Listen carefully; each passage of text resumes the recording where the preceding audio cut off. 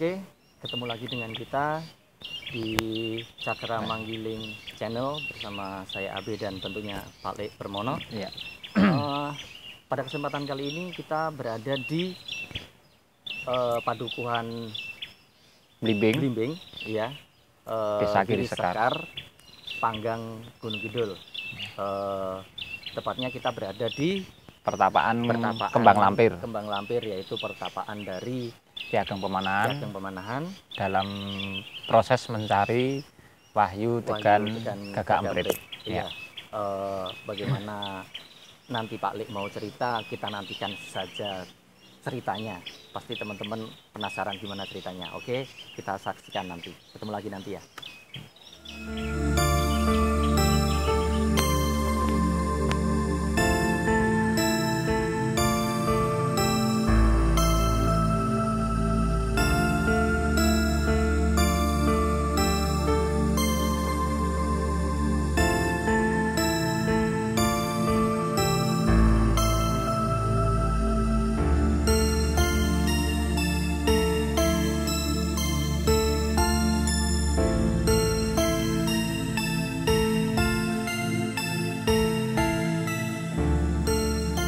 Jaya Wijayanti, Rahayu Sagung Jumadi.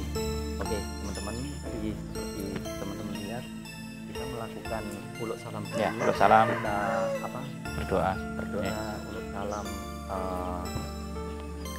minta izin dulu untuk seperti yang kita ketahui, kita akan meneruskan cerita dari Giring yang kemarin. Ya. Yang kemarin sudah, maksudnya dari Giring mana? Kemarin kita ke Giring dan sekarang kita berada di petilasan pertapaan Ki Ageng Pemanahan yang mungkin beliau pertama kali awal-awal mendapat sebelum mendapatkan Wahyu Tegan Gagak Emprit itu. Mungkin sedetailnya akan diceritakan oleh Mama. Monggo, Mama. Ya. Sebelum waktu itu Mas Abe, setelah Ki Ageng Pemanahan bersama Ki Penjawi itu melalui seorang yang bernama Danang Sutawijaya, itu beliau memenangkan sayembara membunuh yang namanya Arya Penangsang. Nah, setelah itu karena dari Sultan Hadiwijaya yang dari kerajaan atau keraton Pajang itu memberi hadiah tanah perdikan. Nah, tanah perdikan itu yang di Pati, ada dua, di Pati dan di Alas Mentau, yang sekarang menjadi Kota Gede. Nah, di Pati karena Ki Ageng Pemanahan itu merasa lebih muda, maka yang di Pati itu diberikan kepada Ki Penjawi yang usianya lebih sepuh atau secara spiritualis lebih sepuh juga, dan Ki Ageng Pemanahan yang memilih yang di Alas Mentau. Nah, di situ sebelum diberikannya ke Alas Mentau itu, beliau atau Ki Ageng Pemanahan itu diberi wangsit atau sasmito, gambaran dari ulama besar itu untuk melakukan bertapa atau proses laku ritual. Itu disuruh mencari tempat yang ada tempat itu ada kembang mati, ciri-cirinya, cluenya itu ada kembang mati yang semampir atau bersandar tetapi mengeluarkan bunga. Atau ada bunganya yang sedang mekar. Nah, akhirnya beliau berjalan sampailah menuju di tempat ini yang dulunya belum namanya Kembang Lampir. Tapi Ki Ageng Pemanahan menemukan di situ tempat atau wujudnya tanaman itu dalam keadaan mati tetapi mengeluarkan bunga. Maka disabdalah di sini menjadi Kembang Lampir. Kembang Lampir. Ya. Nah, Kembang Lampir itu dalam proses mencari wahyu tekan Gagak Emprit yang sudah diberikan dari ulama besar tersebut. Ya, itu. Kemudian dalam proses di sini manah itu, dalam proses gentur manah atau itu beliau itu mengencangkan pikir. Maka ada yang menyebut Bang Lampir itu landeping pikir atau ada Bang Lampir, ada kembang lampir dan lampir ya. Itu landeping, kir itu pikir ya, landeping pikir. Jadi untuk mencari mengasah pikiran.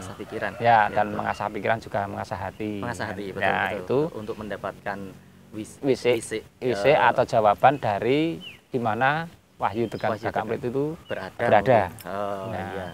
Nah, di situ beliau melihat atau mendapat petunjuk bahwa wahyu tekan Gagak Emprit itu jatuh itu di sebelah timur dari tempat beliau bertapa atau lelaku itu di sebelah timur. Akhirnya beliau cepat-cepat untuk mencari di mana jatuhnya wahyu itu, yang kalau tidak salah disebut Lintang Johar itu ya, atau wahyu tekan Gagak Emprit itu.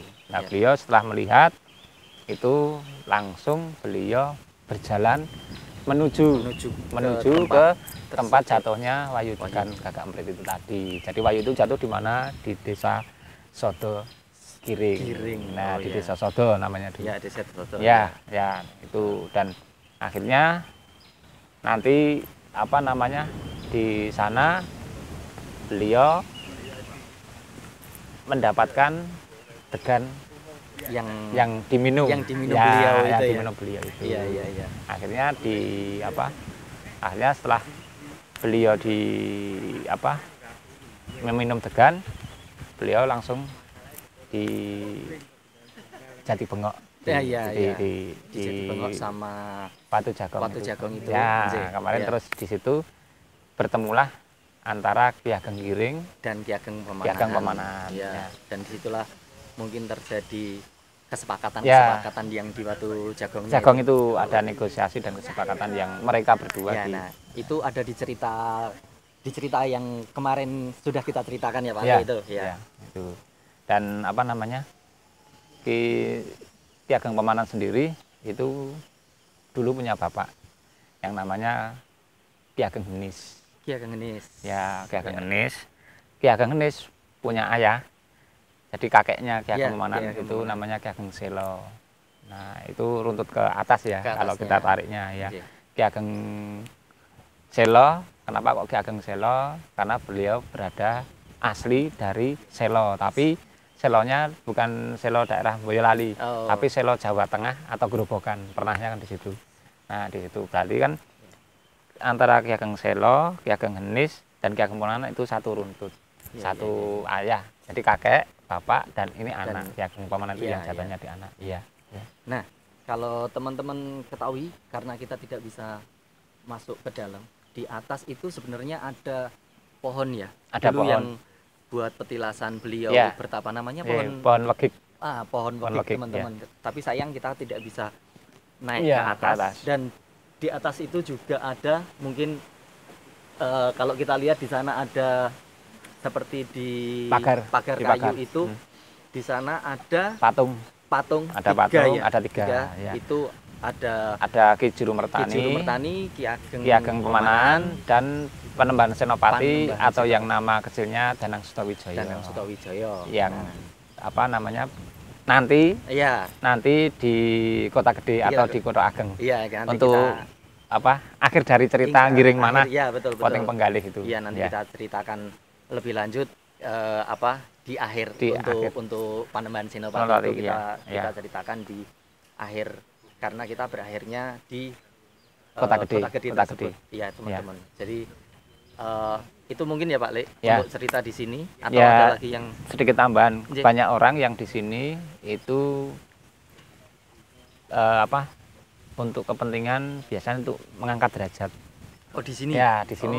Jadi untuk mencari wahyu juga. Oke. Istilahnya dalam proses laku ritual atau laku tirakat itu banyak orang yang pengen naik jabatan atau pengen pilihan caleg. Ya, itu biasanya mereka akan tirakat di sini. Banyak orang yang mencari wahyu juga di sini. Karena itu tadi landeping pikir, terus untuk giring manah itu tadi. Ya. Jadi memang tempat-tempat seperti ini, seperti ini tuh banyak digunakan untuk beliau-beliau yang akan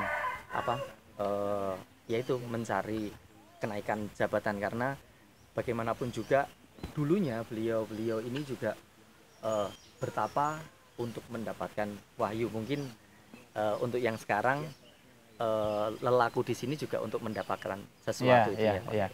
Dan di sini kalau melihat dari mata batin ini auranya kuning ya Mas. Oh, kuning. Iya, kuning emas.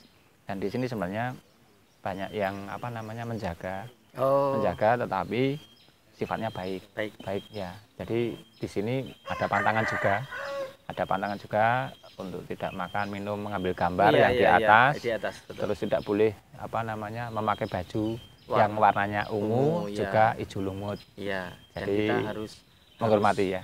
Kita beralas kaki ya.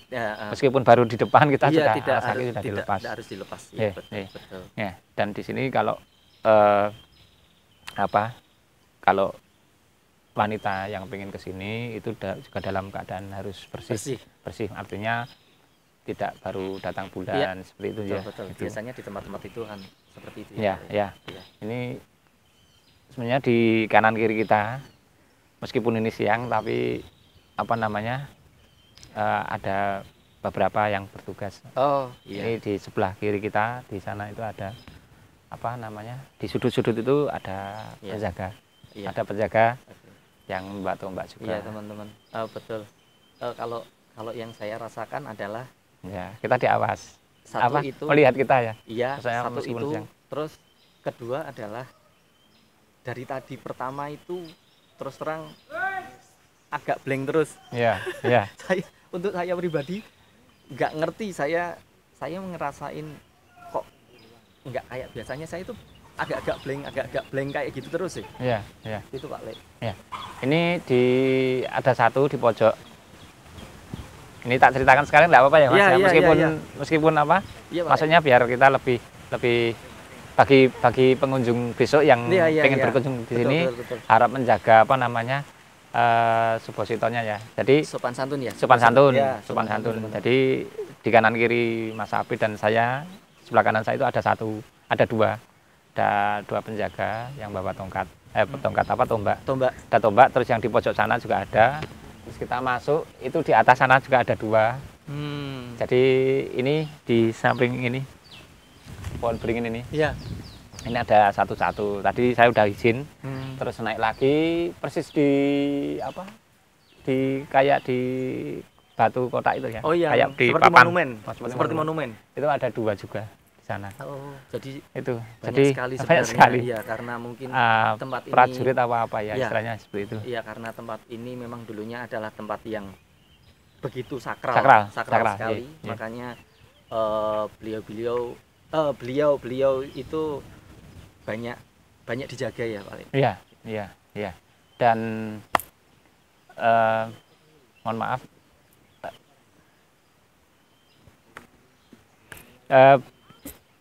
beliau yang di sini kita Ya. belum diizinkan untuk memvisualisasikan. Oh iya. Ya. Jadi belum bisa untuk dilukis ya, teman-teman. Ya. Jadi karena keinginan beliau Ya, Pak, ya. ini tadi Sudah ada ya. Iya. Mohon maaf, jangan digambar ya Mas. Oh iya. Tuh, Siap, tapi siap. kami tetap menghormati ya. Betul, Ya, betul. ya. Apapun yang menjadi pantangan itu memang tidak boleh harus dilanggar itu. Ya. Jangan Ya. sekali-sekali melanggar apa yang sudah dipantangkan ya. Iya, betul. Ya. Iya. Itu Pak Mungkin Le. ya. Itu oke teman-teman. Jadi untuk cerita kita yang di petilasan Ki Ageng Pemanahan cukup sekian. Mungkin tapi kita masih ada rentetan cerita yang mungkin belum selesai, yang harus kita selesaikan. Iya. Puzzle ini harus selesai sampai akhir. Jadi kemana aja kita mau melanjutkan cerita ini, pastinya seru dan teman-teman pengen mengikutinya. Oke. Ada lagi Pak Le?